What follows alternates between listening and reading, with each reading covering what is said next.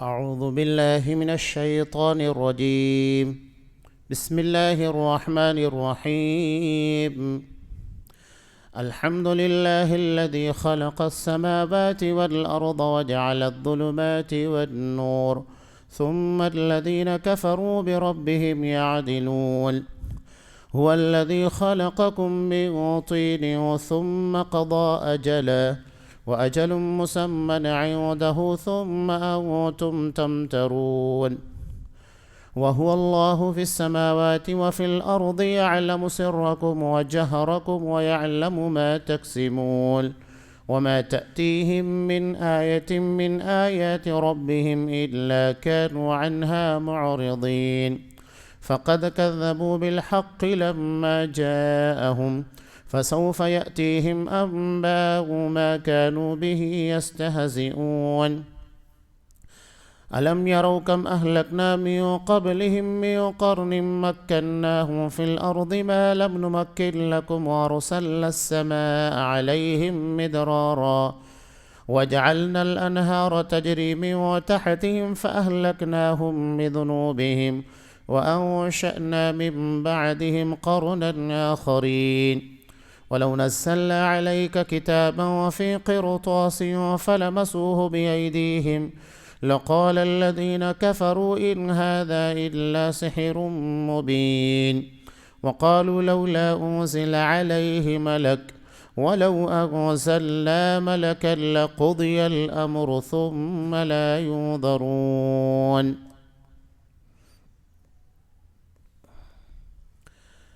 تمام تعریفیں اللہ ہی کے لائق ہیں، جس نے آسمانوں کو اور زمین کو پیدا کیا اور تاریکیوں اور نور کو بنایا.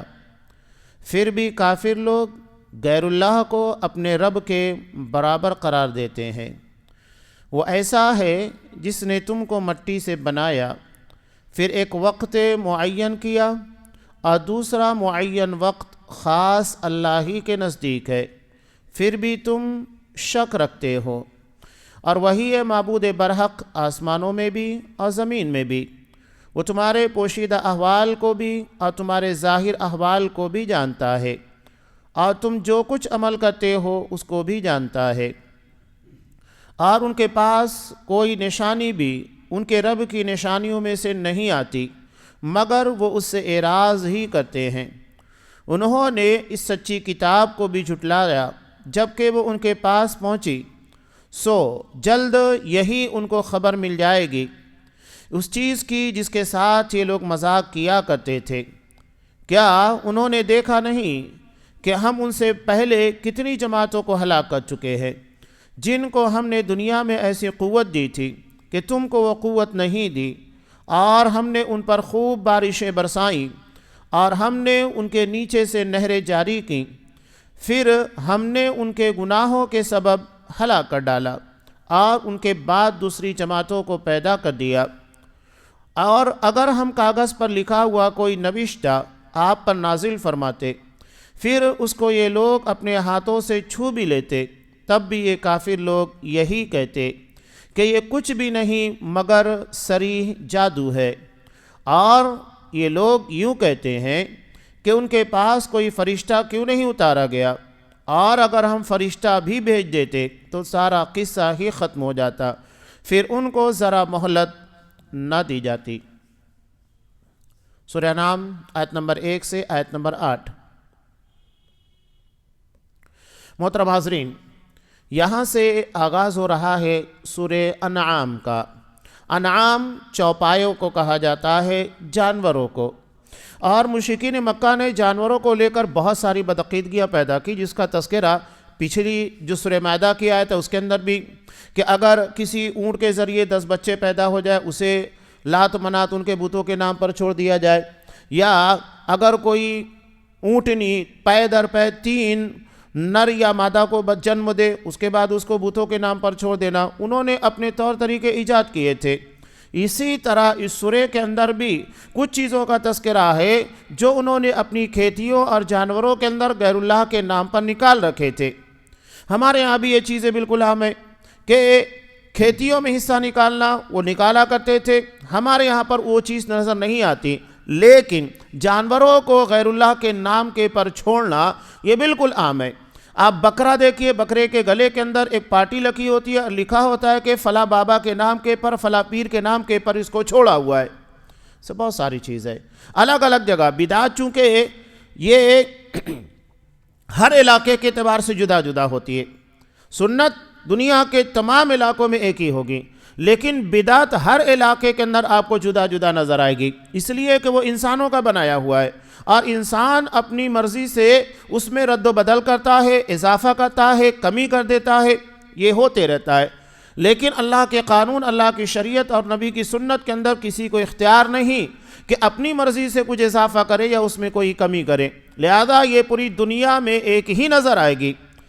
اس کے برخلاف بدعت جدا جدا نظر آئے گی۔ سورہ انعام اس کی چند آیتوں کے سوا پوری کے پوری سورہ مکہ کے اندر نازل ہوئی، اور اس سورہ کا مرکزی مضمون اللہ تبارک و تعالیٰ کی توحید ہے، اور گرد نواح میں یعنی مکہ کے اطراف میں شرک کے متعلق جتنے بھی اعمال پائے جا رہے تھے اور جو غلاظت اور گندگیاں تھیں، ان تمام چیزوں کو بہت ہی شاندار طریقے سے اس سورہ کے اندر بیان کیا گیا، اور توحید کے ایسے دلائل دیے گئے کہ ایک عام آدمی ذرہ اپنی عقل کو استعمال کرے گا، فوری طور کے پر اس کو سمجھ میں آ جائے گا کہ اللہ تبارک و تعالیٰ ہی معبود برحق ہے۔ اس کے سمجھنے میں تأمل نہیں کرے گا، فوری طور کے پر اسے سمجھ میں آ جائے گا۔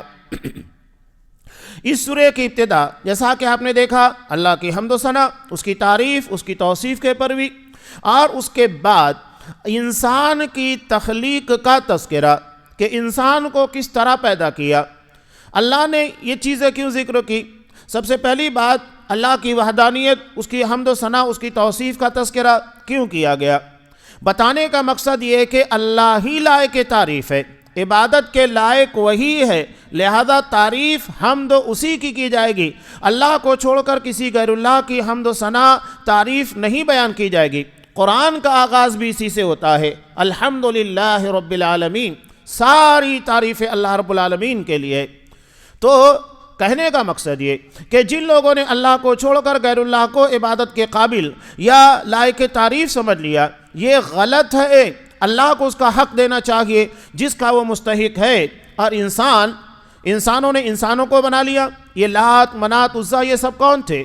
یہ انسان تھے، اور خدمت کیا کرتے تھے لوگوں کی، جس کی بنیاد کے پر ان کے عبادت اور تقوی اور انسان کی خدمت خلق کی بنیاد کے پر لوگوں کے درمیان ان کی بڑی چرچا ہونے لگی، اور ان کے مرنے کے بعد ان کے بت بنا لیے گئے، اور دھیرے دھیرے جیسا کہ حضرت نوح علیہ السلام کی قوم کے اندر ہوا کہ جب ان کے نیک لوگ چلے گئے، ود، سوا، یغوث، یعوق، نصر، تو شیطان نے بعد والی نسلوں کے ذہن و دماغ کے اندر یہ وسوسہ ڈالا، یہ بہت نیک لوگ تھے، لہذا ان کی یاد کو تازہ کرنے کے لیے، یعنی جس طرح وہ عبادت کرتے، اللہ کی بندگی کیا کرتے تھے، اس کے لیے ان کے مجسمے لگا لیے جائے یادگار کے طور پر، تاکہ تم بھی انہی کی طرح اللہ کی بندگی اور عبادت کرو۔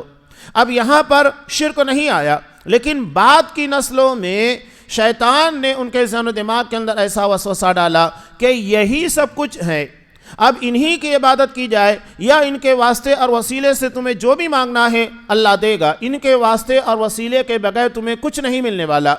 نتیجہ یہ ہوا کہ اللہ کو چھوڑ کر ان کی عبادت کی جانے لگی، اور ان کو اللہ کا شریک بنا لیا گیا۔ تو اس طرح داخل ہوا لات، منات، عزا، یہ بھی دراصل وہی لات، یہ لوگ حاجیوں کو ستو گھول کر پلایا کرتا تھا، بڑی خدمت کیا کرتا تھا حجاج کرام کی، عمرہ کرنے والوں کی، لہذا اس کی نیکی کی بنیاد کے پر اس کا بت بنا لیا گیا۔ اور عزا انہوں نے نعوذ باللہ جس طرح کے ہمارے ہاں غیر مسلموں کے ہاں دیویاں ہوتی ہے، اسی طرح ان لوگوں نے عزیز کی مؤنث، ایک دیوتا ہوتا ہے جو مذکر ہوتا ہے، دیوی جو ہوتی ہے مؤنث ہوتی ہے، تو انہوں نے عزیز کا مؤنث کیا بنا لیا؟ عزا، یعنی نعوذ باللہ اللہ تبارک و تعالیٰ کو دیوتا بنا دیا، اور اس کے بالمقابل عزا کو دیوی بنا دیا۔ اب آپ دیکھیں گے تو غیروں کے یہاں پر جس طرح مشرکانہ عقائد بتوں کو لے کر وہ مشرکین مکہ کے اندر سے ہی لوگوں کے درمیان چلے آئے ہیں، تو یہ ان لوگوں کے نیک لوگ تھے، اور دھیرے دھیرے ان کی عبادت کی جانے لگی۔ تو کہنے کا مقصود یہ کہ انسان، یہ تمام انسان ہیں، چاہے ود سوا یغوث یعوق وغیرہ ہو، اللہ کے انبیاء ہو، رسول ہو، تمام انسان ہیں، اور اللہ نے تمام انسانوں کو پیدا کیا۔ علاوہ ازیں تمام مخلوقات کا پیدا کرنے والا اللہ ہی ہے۔ تو خالق لائق عبادت ہے، مخلوق لائق عبادت نہیں ہو سکتی۔ دنیا میں جتنی چیزیں کائنات کے اندر، وہ تمام کے تمام مخلوق ہے، خالق نہیں۔ عبادت خالق کی جائے گی، مخلوق کی نہیں کی جائے گی۔ قرآن وہی بیان کر رہا ہے۔ لہذا انسانوں کی پیدائش کا تذکرہ کیا، اور اس کے بعد اس بات کا تذکرہ کیا کہ مشرکین مکہ کس کس طریقے سے غیر اللہ کی عبادت کیا کرتے تھے۔ آگے ان چیزوں کا بڑے اچھے انداز میں تذکرہ آ رہا ہے۔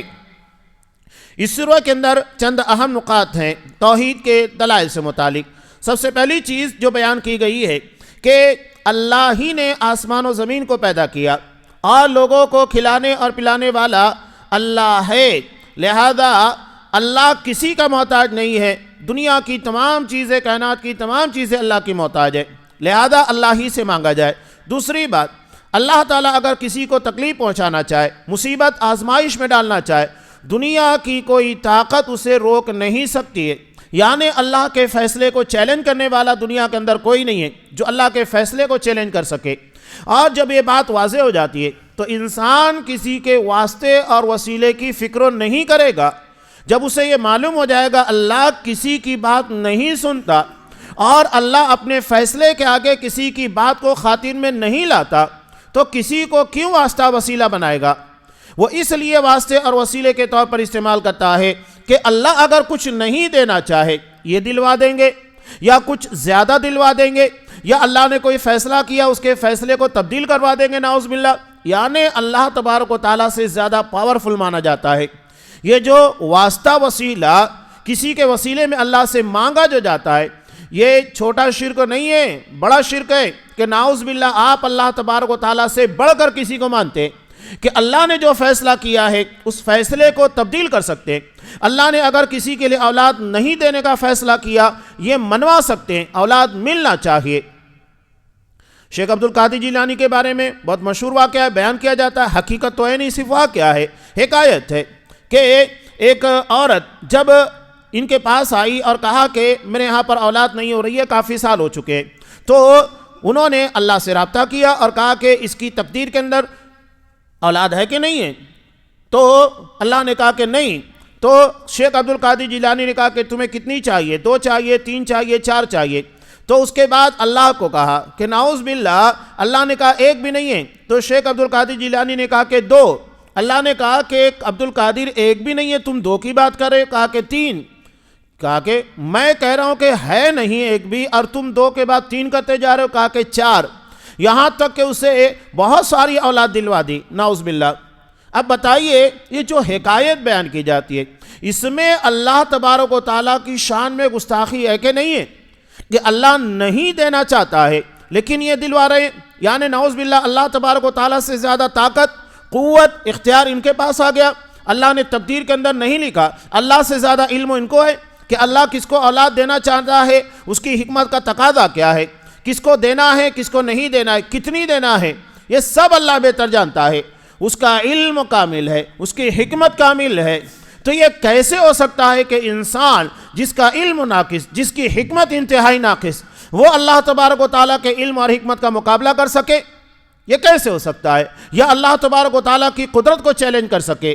عقیدے کی جو باتیں ہیں نا، چھوٹی سی نہیں ہوتی ہے، جو بار بار عقیدے کے باب میں لوگوں کو اہمیت بتائی جاتی ہے اور اس کا تذکرہ کیا جاتا ہے، یہ اسی لیے ہے کہ باتیں اگر ذرا سا پھیلائیں گے تو سمجھ میں آئے گا کہ ان واقعات کے پیچھے کتنی خباثتیں، اللہ تبارک و تعالیٰ کی کتنی توہین کی جاتی ہے، کم نہیں۔ نماز کے بعد نبی کریم صلی اللہ علیہ وسلم نے جو اذکار بتائے اس میں سے ایک ذکر کیا ہے؟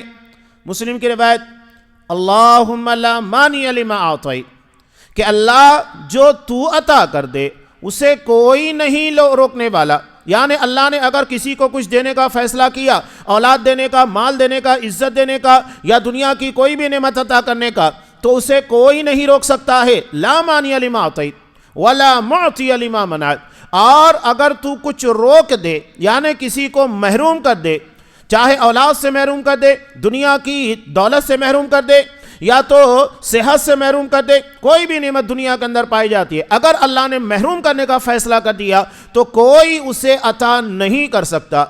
یہ جو بار بار ہر فرض نماز کے بعد ہم کہہ رہے ہیں، تو کہنے کے ساتھ اس کے معنی اور مفاہیم کو بھی سمجھیے گا کہ ہم عقیدے کی کتنی اہم باتیں جو اس دعا کے اندر بتائی جا رہی ہے، تو ہم جب اگر اس کو ترجمے کے ساتھ پڑھیں گے، اس کے معنی سے آگہی حاصل کریں گے، تب یہ ہم کو سمجھ میں آئے گا کہ اس کے اندر بیان کیا جا رہا ہے اور لوگوں کے درمیان کیا کیا چرچا ہوتی ہے۔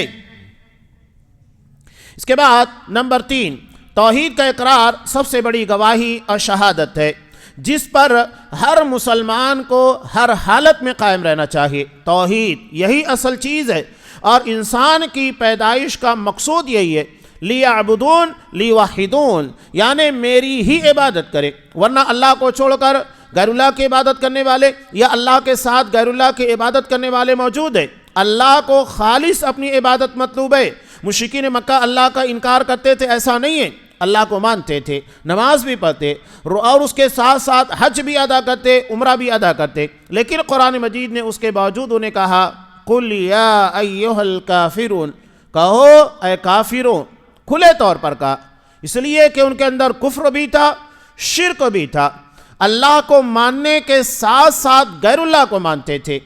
تو کھلے طور کے پر عقیدے کے باب میں کوئی مداہنت نہیں ہے کہ اس باب میں کوئی نرمی برتی جائے، اس لیے کہ ہر بندے کو ذاتی طور کے پر اس کی تیاری کرنا ہے۔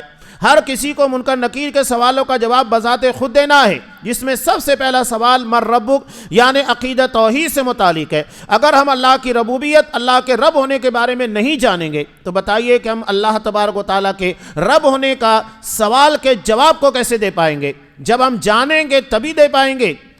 یہ اتنا آسان نہیں ہے جو ہم کو سمجھ میں آ رہا ہے، دراصل اس کے پیچھے پورا عقیدہ اور پوری تھیم ہے جو ہمیں قرآن و حدیث کے اندر بیان کی جاتی ہے۔ اور اگر یہ سوال ہوتا ہے کہ ما دینک، تیرا دین کیا ہے، تو جب تک ہم دین کی باتوں کو نہیں جانیں گے تو کیسے کہیں گے کہ میرا دین اسلام ہے؟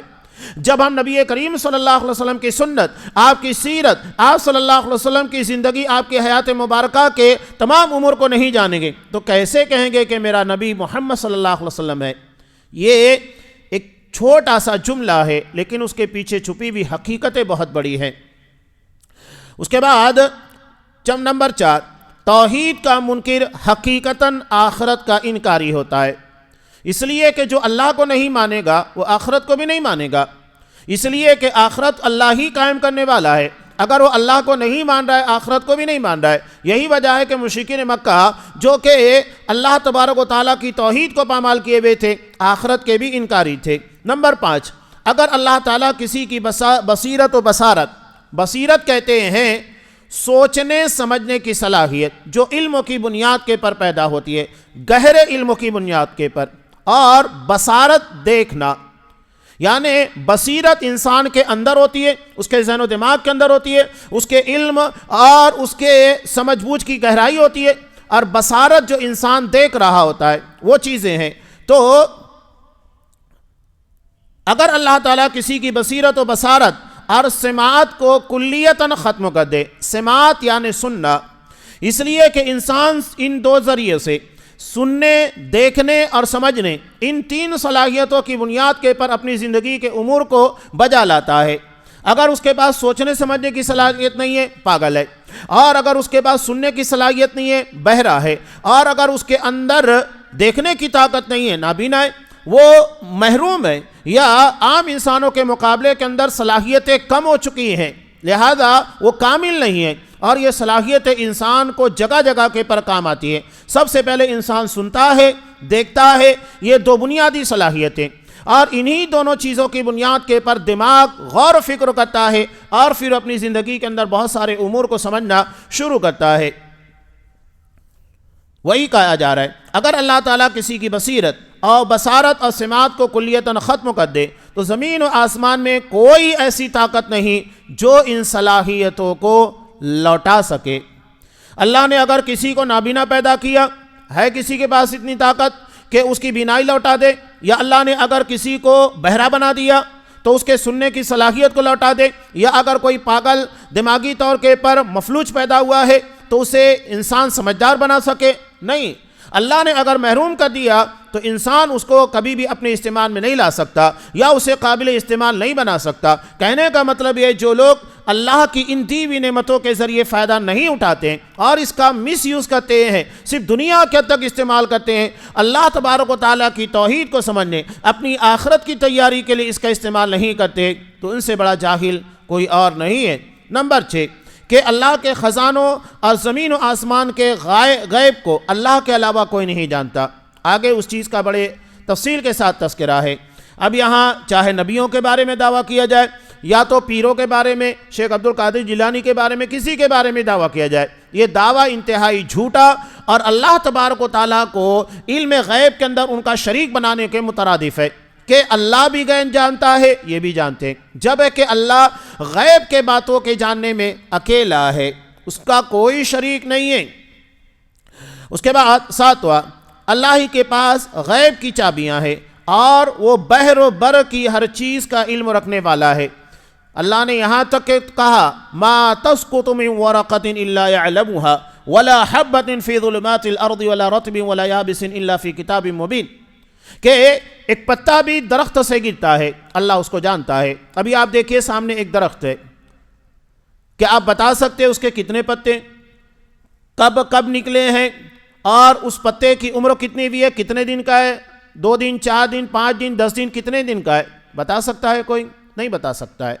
اب یہ ایک درخت کی بات کر رہا ہوں میں، چلیے ایک درخت کو کاٹ کے آپ اس کو بالفرض شمار بھی کر لیں تو صرف اتنے احاطوں میں لگے ہوئے جو درخت ہیں 15-20، کیا آپ اس کو گن سکتے ہیں؟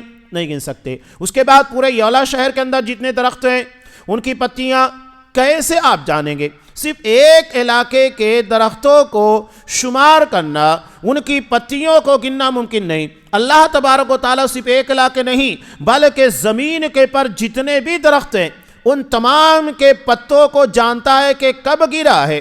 شمار کرنا الگ بات ہے کہ وہ کب گرتا ہے وہ جانتا ہے۔ یہ اللہ کے علم کامل کی دلیل ہے جو بیان کی جا رہی ہے۔ اور بحر و بر کی ہر چیز کا علم رکھنے والا، سمندر ہے کہ آپ بتا سکتے ہیں کہ اس سمندر کے اندر کتنی مچھلیاں ہیں، کتنی قسم کی ہے اور ان کی زندگی کتنی ہے، کون کتنے دنوں تک زندہ رہتی ہے، اس کو کھانے کے لیے کیا ضرورت پیش آتی ہے، بتا سکتے ہیں۔ اور اس کے کتنے اولاد ایک مرتبہ میں کتنے انڈے بچے دیتی ہے، نہیں بتا سکتا ہے۔ سائنس بہت ترقی کر چکی ہے، نہیں بتا سکتا ہے۔ لیکن اللہ، یہ اس کے علم کامل کی دلیل ہے۔ بحر و بر، بحر یعنی سمندر، بر یعنی خشکی زمین، ہر جگہ کے پر جتنی چیزیں، اللہ ہر چیز کو بہترین طریقے سے جانتا ہے۔ کوئی ایک ذرہ اللہ کے علم کے باہر نہیں ہے۔ اگر ہم یہ دعویٰ کریں کہ ایک ذرے کی بات اللہ کو علم میں نہیں ہے، نعوذ باللہ، اللہ کا علم کامل نہیں ہوگا، ناقص ہوگا۔ اور اللہ کا علم کامل ہے، کوئی چیز اللہ کے علم کے دائرے کے باہر نہیں ہے۔ اور نمبر 8، اللہ ہر اعتبار سے اپنے بندوں پر غالب ہے، کوئی اللہ کو چیلنج نہیں کر سکتا، نہ اس کے فیصلے کو، نہ اللہ تبارک و تعالیٰ سے کوئی بھاگ سکتا ہے۔ نمبر 9، انہی دلائل کی بنیاد پر حضرت ابراہیم علیہ السلام نے نمرود سے مناظرہ کیا تھا۔ علاوہ ازیں 18 انبیاء کرام کا تذکرہ بھی اس کے اندر کیا گیا ہے۔ اور اس کے بعد اللہ نے ذکر کیا وَلَوْ أَشْرَكُوا، اگر بالفرض یہ بھی شرک کرے، 18 انبیاء کرام اگر بالفرض یہ بھی شرک کریں تو کیا ہوگا؟ لَحَبِطَ عَنْهُمْ مَا كَانُوا يَعْمَلُونَ، ان کے سارے اعمال ضائع اور برباد ہو جائیں گے۔ اللہ یہ نہیں دیکھے گا کہ انبیاء ہیں، ان کی زندگی کا اول سے آخر ہر وقت اللہ کی عبادت بندگی نافرمانی سے بچنے میں، لوگوں کو اللہ کے دین کی طرف بلانے میں گزرا ہے۔ کہنے کا مقصود یہ کہ شرک کے بارے میں کوئی سمجھاتا نہیں۔ اب ہمارے یہاں بہت سارے لوگوں کے بارے میں جو عالم نہیں ہیں لیکن علماء کی طرح روپ دھارن کیے ہوئے دین کی باتیں لوگوں کے درمیان آ کر بیان کرتے ہیں اور اس میں بڑی بڑی غلطیاں کر جاتے ہیں۔ جب ان کے بارے میں لوگوں کو متنبہ کیا جاتا ہے تو لوگوں کو حیرت ہوتی ہے، اور ان کی خدمات بہت ہے۔ کائے کی خدمات ہے؟ اگر کوئی شرک کر رہا ہے، قرآن کہہ رہا ہے نبیوں کو اس بارے میں نہیں بخشا جائے گا، تو یہ تو بہت چھوٹے ہیں۔ اور سب سے بڑی چیز یہ ہے کہ انہیں کس نے کہا کہ دین کا کام کیجئے گا؟ آپ کے پاس بصیرت ہے کہ آپ دین کا علم جانتے ہیں؟ جب تک آپ دین کا علم نہیں جانیں گے، آپ کو کون سند دے رہا ہے کہ یہ کام آپ کیجئے گا؟ تو آپ جب بنیادی طور پر دین کا علم جانتے ہی نہیں ہیں تو اس منصب کے پر آ کر آپ کو کام کرنے کی اجازت نہیں ہے۔ یہ کھلے طور کے پر اور واضح دو ٹوک چیزیں، کوئی ڈھکی چھپی بھی باتیں نہیں ہیں۔ تو بہرحال یہاں کہنے کا مقصود یہ ہے کہ اللہ تبارک یہ 18 انبیاء کرام کا تذکرہ کرنے کے بعد اللہ نے صاف طور پر کہا کہ اگر یہ بالفرض و شرک کریں تو ان کے سارے اعمال ضائع ہو جائیں گے۔ تو اصل پیمانہ عقید توحید ہے۔ کسی بھی شخصیت کو عقید توحید کے پر ناپا جائے گا، اس کسوٹی کے پر پرکھا جائے گا۔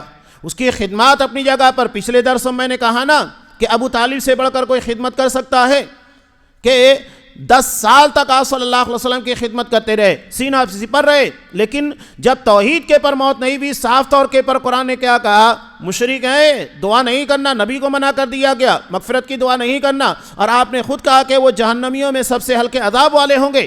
ان کے 10 سال کی خدمات کو نہیں دیکھا گیا۔ پیمانہ عقید توحید ہے۔ اور ایک بندہ مسلمان ہوا جنگ کی حالت میں، مسلم کی روایت میں ایک سجدہ بھی نہیں کیا، مسلمان ہوا، مسلمان ہونے کے بعد لڑتے ہوئے شہید ہو گیا۔ آپ صلی اللہ علیہ وسلم نے کہا کہ دیکھو کتنا بڑا خوش نصیب ہے کہ اس نے ایک سجدہ بھی اللہ کے نہیں کیا، لیکن عقیدہ اپنا درست کر لیا، لہذا اللہ نے اس کو جنت میں داخل کیا۔ یہ ہے اصل پیمانہ، توحید، عقیدہ، کسی کی خدمات نہیں ہے، اصل عقیدہ ہے، اس کے پر خاتمہ ہوتا ہے، اس سے بڑھ کر کوئی نعمت نہیں۔ اور اگر پوری زندگی بہت اچھے کام کر رہے ہیں، بہت خدمات کر رہے ہیں، لیکن اگر توحید کے پر موت نہیں آتی ہے، اس سے بڑی بد نصیبی کچھ اور نہیں ہو سکتی ہے۔ یہی تمام چیزیں اس سورہ کے اندر بیان کی گئی ہیں۔ اب دیکھیے سورہ کا آغاز اللہ کی حمد و ثنا سے ہو رہا ہے کہ اسی نے آسمان و زمین کو پیدا کیا، تاریکیوں کو اور نور کو پیدا کیا، بنایا۔ اب یہاں ظلمات، تاریکیاں، قرآن نے اس کو جمع استعمال کیا پریولر، اس لیے کہ گمراہیاں بہت ساری ہیں، اور نور واحد استعمال کیا گیا، صراط مستقیم ایک ہی ہے۔ یہ بالکل واضح، گمراہیاں بہت ملنے والی ہیں، لیکن صراط مستقیم جو اللہ کی جنت تک لے جانے والا راستہ وہ ایک ہی ہے۔ یہ نہیں کہ 4 ہیں، یہ بھی صحیح، وہ بھی صحیح، وہ بھی تو بہت اچھی بات کرتے ہیں، یہ بھی بہت اچھی بات کرتے ہیں، ایسے فیصلے نہیں ہوتے۔ فیصلہ اسی معیار کے پر ہوگا جو اللہ نے طے کیا ہے۔ انسان اپنی مرضی سے جنت و جہنم کے فیصلے نہیں کر سکتا، یہ اللہ طے کرے گا، ہم اپنے اعتبار سے نہیں کریں گے۔ اور ہم بھی اگر کوئی بات کہہ رہے ہیں اپنے من کی نہیں ہے، جو قرآن جو حدیث بیان کرے۔ کسی کو اپنے مرضی، اپنی فکر، اپنے خیال کو لوگوں کے درمیان پیش کرنے کی ضرورت نہیں ہے۔ آدھے ادھورے علم کی بنیاد کے پر لوگوں کے درمیان اسلام کی دعوت کا مظاہرہ کرنے کی ضرورت نہیں ہے۔ علم میں پختگی ہونا چاہیے۔ واضح طور پر قرآن مجید نے کہا کہ گمراہیاں بہت زیادہ ہیں، نور ایک ہی ہے۔ ثم الذین کفروا بربہم یعدلون، اس کے بعد بھی یہ کافر اپنے رب کا شریک قرار دے رہے ہیں۔ عدل کا مطلب برابر بنانا، یعنی جو رب کی خصوصیات ہے اسی میں مخلوق کو شامل کرنے کی کوشش کرتے ہیں۔ یہ کفار کا تذکرہ قرآن مجید نے کیا۔ اب اللہ نے آگے تذکرہ کیا کہ اللہ نے تمام چیزوں کو پیدا کیا اور اس کے بعد تم کو مٹی سے پیدا کیا۔ تمہاری حقیقت بتائی جا رہی ہے کہ اللہ نے تمہیں مٹی سے پیدا کیا ہے، اور اس کے بعد تمہاری زندگی کے تمام امور، تمہاری تقدیروں کو طے کیا کہ تم کتنے وقت مادر رحم میں رہنے والے ہو، اور کتنا وقت تمہارا روح کی زندگی میں عالم ارواح میں گزرا ہے، اور اس کے بعد ماں کے پیٹ میں کتنا رہو گے، ماں کے پیٹ کے بعد دنیا کی زندگی کتنی ملنے والی ہے، برزخی زندگی کتنے والی ہے۔ یہ تمام چیزوں کو اللہ نے پہلے سے طے کر دیا۔ یہ اللہ کے علم کامل کی دلیل ہے۔ اللہ سب جانتا ہے، کوئی چیز اللہ کے علم کے دائرے کے باہر نہیں۔ اور وہی اللہ آسمانوں میں ہے اور زمینوں میں ہے، یعنی آسمانوں میں بھی اللہ ہی کی توحید، اللہ ہی کو رب مانا جاتا ہے۔ اب یہ زمین اس کائنات کا ایک نقطہ ہے، کچھ بھی نہیں ہے۔ اللہ نے سورج کو پیدا کیا، زمین سے 13 لاکھ گنا بڑا ہے، اور اس کائنات میں سورج سے کروڑوں گنا بڑے ستارے موجود ہیں، اور کتنے ہیں کوئی نہیں جانتا۔ یہ تو صرف ہم بات کر رہے ہیں زمین کی، آسمان کے نیچے کی۔ اب یہ 7 آسمان 7 زمین، اور اس کے بارے میں اگر انسان غور کرے تو حیران ہو جائے گا، جتنا اللہ کے رسول صلی اللہ علیہ وسلم نے بیان کیا کہ آسمان سے زمین کے درمیان 500 سال کا فاصلہ، ایک روایت میں 700 سال، بتانے کا مطلب یہ کہ بہت فاصلہ ہے۔ اب اس کے بعد سارے آسمانوں کے درمیان ایسا ہی، اور یہ پورا کا پورا ہونے کے بعد جو 7 آسمان اور زمین ہے، یہ اللہ کی کرسی کے سامنے ایسے ہی ہے جیسا کہ ایک میدان میں چند سکے پھینک دیے گئے، اور اللہ کی کرسی اس کے عرش کے سامنے ایسے ہے جیسا کہ ساتوں آسمان اور ساتوں زمین اللہ کی کرسی کے سامنے ہے۔ یہ ہے حقیقت۔ اب یہاں اللہ کی کرسی، اللہ کا عرش، یہ ہمارے عقیدے کا حصہ ہے۔ اللہ نے کہا عرش کے پائے بھی ہے، عرش کا سایہ بھی ہے، نبی کریم صلی اللہ علیہ وسلم کی حدیثوں کے اندر ہے۔ اب اگر کوئی اس کی تفسیر من گھڑت طریقے سے بیان کرتے ہوئے کہتا ہے کہ نہیں، عرشوں سے مراد حکومت ہے، کرسی سے مراد سلطنت ہے، حکومت ہے، باطل ہے، ہم اسے رد کریں گے، نبی کی حدیث کو رد نہیں کریں گے۔ اور آج ایسے لوگ ہمارے درمیان پاپولر ہوتے ہیں، لوگ ان کی تفسیروں کو پڑھتے ہیں جبکہ گمراہ کن تفسیر ہے۔ قرآن جس کے بارے میں کہہ رہا ہے، حدیث میں نبی کریم صلی اللہ علیہ وسلم کی وضاحت موجود ہے، آپ کون ہوتے ہیں اس کی؟ نبی سے بڑھ کر قرآن آپ کو سمجھتا ہے کہ نبی کہہ رہے کہ عرش کا مطلب کیا، عرش اللہ کی سب سے بڑی مخلوق ہے، اور آپ آ کر 1400 سال کے بعد یہ کہہ رہے ہیں کہ نہیں، وہاں عرش سے مراد عرش نہیں ہے بلکہ عرش سے مراد حکومت ہے، اللہ کی سلطنت ہے۔ یہ کس نے آپ کو اختیار دیا کہ شریعت کی باتوں کو اپنی مرضی، اپنے خیالات کی بنیاد کے پر طے کریں گے؟ یہ باطل چیزیں ہیں، میں چھوٹی چھوٹی چیزیں بتا رہا ہوں، ایسے بہت ساری چیزیں ہیں جو عقیدے، مسائل، تمام چیزوں کے اندر آپ کو ملے گی، جو بار بار ان گمراہ لوگوں سے بچنے کی تلقین کی جاتی ہے، یوں ہی نہیں ہے۔ اگر ایک عقیدہ آپ کا ڈائنامائٹ کر دے تو کیا بچے گا آپ کا؟ عقیدے کے باب میں کہیں بس شرک آ گیا، کہیں آپ وحدت الوجود کے قائل بن گئے، انتہائی بدترین قسموں کا کفریہ اور شرکیہ عقیدہ، تو کیا ہوگا؟ بہت چوکنا رہنے کی ضرورت ہے۔ عقیدہ توحید دنیا کی سب سے عظیم نعمت ہے، اور اگر کوئی اس کے پر ڈاکہ ڈالنے کی کوشش کرے گا، اس سے بڑا دشمن ہماری نگاہ میں کوئی نہیں ہوگا، اور جو اس کا پرچار کرے اور باقاعدہ لوگوں کے درمیان اس کی تبلیغ کرے، اس سے بڑا گمراہ کوئی نہیں ہو سکتا ہے، جو نبی کریم صلی اللہ علیہ وسلم کی دعوت اور آپ کے عقیدے اور آپ کے طریقے کے خلاف کھڑا ہوتا ہے۔ تو یہاں صاف کہا، آسمان و زمین میں ہر جگہ اللہ تبارک و تعالیٰ ہی کی الوہیت، اس کے معبود ہونے کا اقرار کیا جاتا ہے، اور وہ تمہارے ظاہر و باطن، تمہارے اعمال، تمام چیزوں کو جانتا ہے۔ اب یہاں آگے قرآن مجید نے بیان کیا کہ پچھلی قوموں کا تذکرہ، اللہ تمہیں دلائل دے رہا ہے اس کی وحدانیت کے، اللہ ہی اکیلا معبود برحق ہے۔ اس کے بعد اللہ یہاں پر کہہ رہا ہے کہ اگر تم نہیں مانتے تو یہ تہدیدی انداز ہے، اپنے سے پہلے قوموں کو دیکھ لو۔ قرآن کیا کہہ رہا ہے؟ الم یروا کم اہلکنا من قبلہم من قرن، کیا تم سے پہلے ہم نے بہت ساری قوموں کو تباہ نہیں کر دیا کہ جنہیں ہم نے تم لوگوں کے مقابلے میں زیادہ قوت اور طاقت دے رکھی تھی؟ قوم عاد، قوم سمود وغیرہ دیکھیے، طاقت میں بھی، قوت میں بھی، صلاحیت میں بھی بہت بڑے ہوئے تھے۔ قوم صالح کا مسئلہ دیکھیے کہ پہاڑوں کو تراش تراش کر ان لوگوں نے گھر بنا لیے تھے، کتنی ٹیکنالوجی تھی اس وقت کے اعتبار سے۔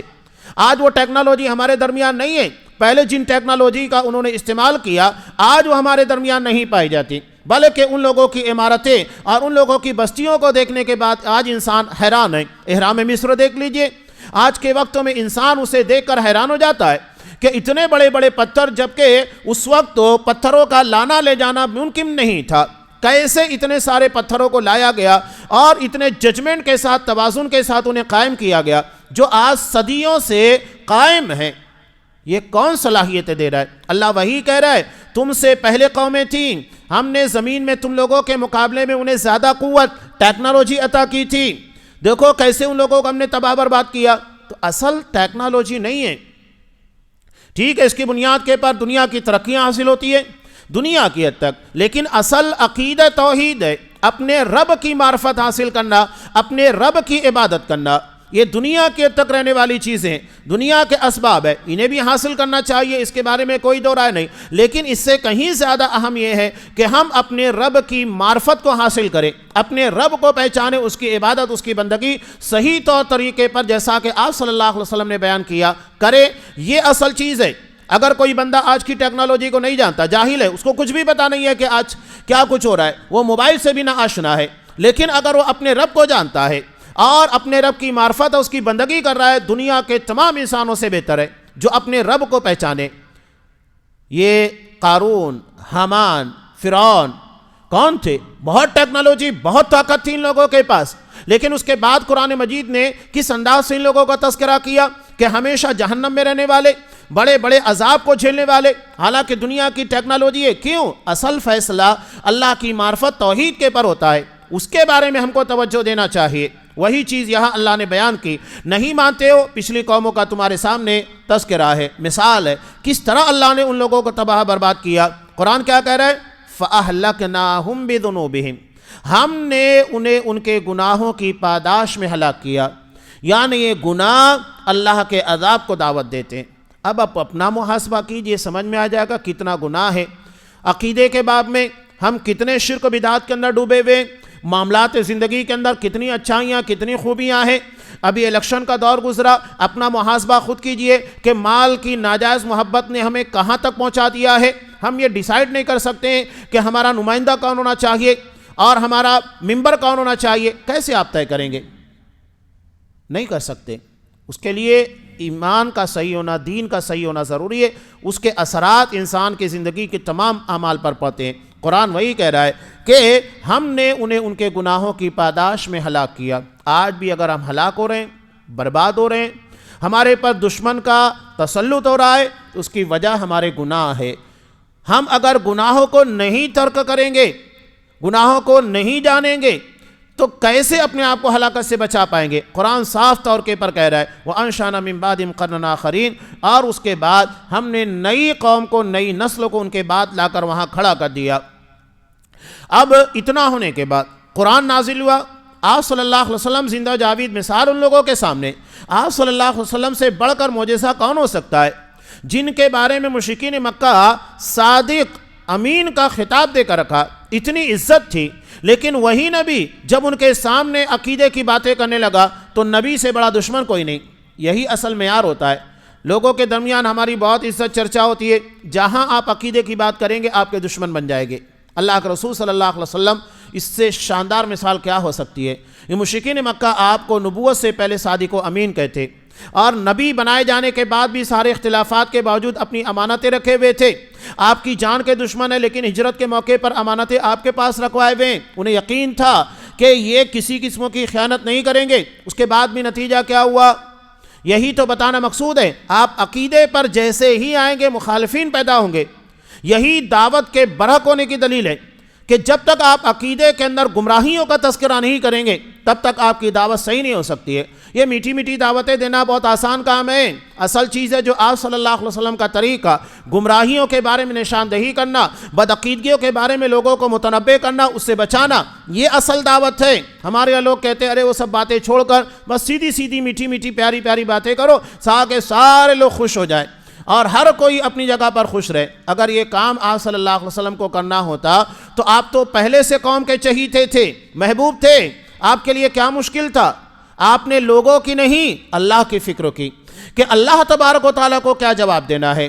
لوگوں کو راضی کرنا یہ ہمارا فریضہ، ہماری ذمہ داری نہیں ہے۔ لوگوں تک صحیح دین، صحیح عقیدہ پہنچانا یہ ہماری ذمہ داری ہے، وہی بیان کرنا مقصود ہے۔ قرآن نے یہاں پر کہا کہ اتنی ساری باتوں کے باوجود یہ لوگ کیا کہہ رہے ہیں کہ تورات کی طرح قرآن تختیوں کے پر نازل کیوں نہیں ہوا؟ ویسے نازل ہونا چاہیے جب مانیں گے۔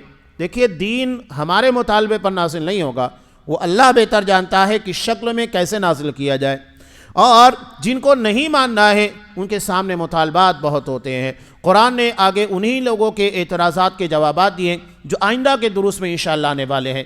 اللہ سے دعا ہے کہ اس کی ذات، اس کی صفات کے پر جیسا ایمان و یقین ہونا چاہیے جو ہماری نجات کی بنیاد ہے، اللہ ہمیں ویسا ایمان و یقین دے۔